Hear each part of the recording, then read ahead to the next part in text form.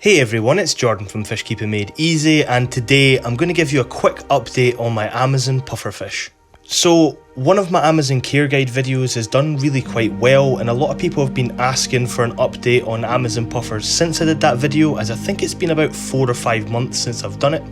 Now, these guys can be quite difficult to get footage of, so this is just like a sort of one take video that I'm just voicing over because they kind of get a little bit skittish. As you can see, there's only one guy here feeding, but we do see the rest of them. So the first update is I still have all 3 of my Amazon puffers.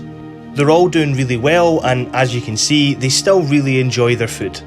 So the first update would be glass surfing, as I feel like my Amazon puffers are not really glass surfing at all anymore.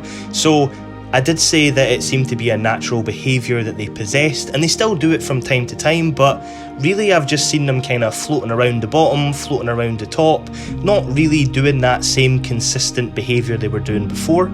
So I could put this down to 2 things. 1, they're just getting older and that's kind of what they do, or 2, there aren't as many tank mates in the tank anymore, so they maybe feel a little bit more comfortable now.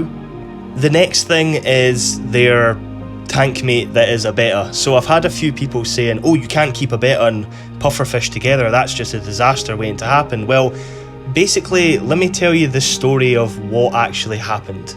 Basically, when we were moving house, the betta's tank actually cracked and I couldn't put him back into his tank, and it was like 8, 9, 10 o'clock at night and there was absolutely nothing I could do, and the only tank I had set up was the big 250 litre cube tank. So I had no choice and I put the betta in, and I was really worried, but I was actually more worried about the geophagus, as the geophagus could kind of easily eat the betta fish if it wanted to. But as you know, bettas are quite hardy and aggressive fish, so I think basically what he did was just fought off everybody else, and to be honest, the puffers go nowhere near him. As you can see from the footage, he doesn't have any ripped fins and he happily goes near the Amazon pufferfish, so yeah, he seems to be doing well. I was thinking of setting the betta up his own tank, but I kind of feel like after being in a 250 litre cube, it would maybe be a bit rubbish to be put back into sort of a 45-50 litre tank. So I guess the final update I want to talk about is beak trimming or teeth trimming.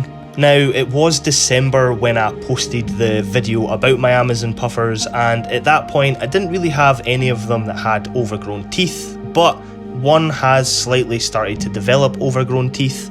As you can see, my larger Amazon puffer here seems to be getting bloodworms caught in his teeth quite often, and obviously this is a sign that the teeth are getting too long.